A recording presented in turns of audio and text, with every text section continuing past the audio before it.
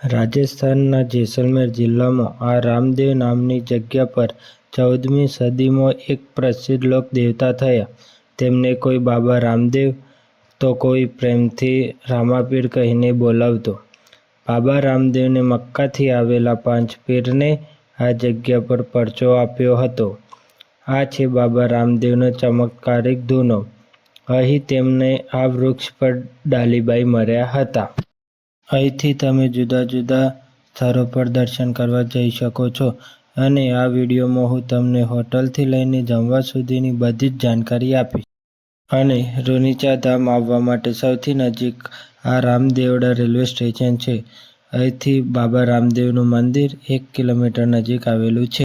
તેમના જીવનકાળમાં સમાજને સમાનતા, સેવા અને ધર્મનો સંદેશો આપવાવાળા બાબા રામદેવ પીરનો જન્મ વિક્રમ સંવત 14મી સદી રાજસ્થાનના બાડમેર જિલ્લામાં ઉંડુ કાશ્મીર નામના ગામમાં થયો હતો. તે રામદેવથી લગભગ 105 કિલોમીટર દૂર છે.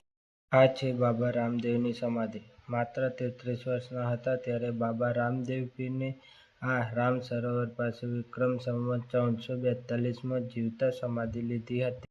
પણ રામદેવના પહેલા અહીંયા ડાલીબાઈએ સમાધિ લીધી હતી. આ છે ડાલીબાઈની સમાધિ. ડાલીબાઈ રામદેવની મુંબોલી બહેન હતા. આ છે ડાલીબાઈની બંગડી. અહીં ડાલીબાઈની બંગડીમાંથી નીકળવાની પ્રથા છે.